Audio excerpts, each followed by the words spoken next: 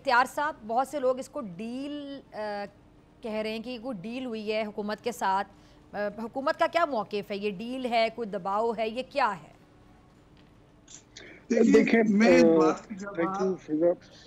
Sorry, दोनों अच्छा, इख्तियार आपने साहब हैं। दो इख्तियार हाँ। वली साहब से मेरा सवाल था। इख्तियार बेग साहब, मैं आपकी तरफ आती हूँ जी। इख्तियार वली साहब, दोनों का नाम इख्तियार है तो अच्छा, जी जी हाँ, थैंक यू वेरी मच जी। फिजा। मिर्ज़ा साहब, मैं आपकी तरफ देखिए, आती हूँ सबसे इसके पहले बाद। तो मैं ये देख रहा था कि आज नईम हैदर पंजोता साहब कोई अच्छी बात करेंगे। आज इनकी मुबारकबाद का दिन है, आज इनकी मुर्शिद को रिहाई मिली है।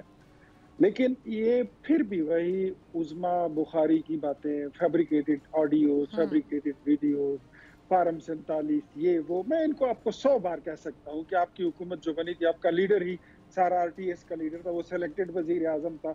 और जो बीबी है, बुशरा बीबी, वो भी सिलेक्टेड हुकूमत का एक पुर्जा था।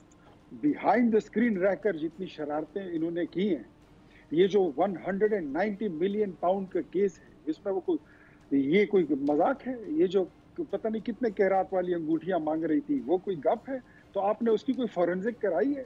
जो इनकी वीडियो ऑडियो थी वो उसके साथ वो दूसरी आपकी पार्टी के एक और बंदे के साथ, तो आपने उसकी फॉरेंसिक कराई है? तो जो इल्जामात हैं वो तो अपनी जगह पर हैं। तोशाखाना से चीज लेना ये कोई बुरी बात नहीं है, लेकिन यहाँ से उठाओ और बाजार में बेचो, ये तो आपने अलग एक धंधे की दुकान खोल के रखी हुई है ना, तो वो चीज अलग थी। अब अगर आप ये कहते हैं कि जो खातून थी वो घरेलू खातून थी और खातून खाना थी, तो हम आपसे ये पूछते हैं कि फिर ये बताइए कि जो मरियम नवाज थी, तो वो कौन सी इस मुल्क की वजीर आजम रही है? वो कौन सी यहाँ पर वजीर बनी थी? जी नहीं, मैं आपने आपकी जो बात किया कर रही हूँ, मैं आपकी तरफ आती हूँ। मेरे ख्याल में वो भी काबिल शर्म है आपके लिए।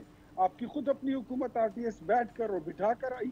आपके जो वजीर आजम थे उसको पूरी दुनिया ने सिलेक्टेड कहा, बल्कि परसों चौथ तो आपने देख लिया होगा कि वो जो इनके ससुराली हैं उन्होंने भी कह दिया कि ये बंदा हेरा फेरी के जरिए वजीर आजम बन गया था, हेरा फेरी करके और फ्रॉड करके वजीर आजम बन गया था। ऐसे बंदे को हम ऑक्सफोर्ड का खाक बनाएंगे चांसलर? उसको तो इलेक्शन लड़ने नहीं दिया गया।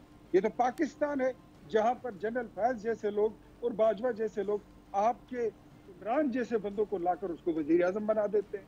ये तो पाकिस्तान में तो लुट मची हुई थी, अब वो लुट बंद हो गई है। आप फिलहाल, आपको बीबी की रिहाई मुबारक हो, लेकिन behave in your limits, remain in your limits, और उससे बाहर मत निकले।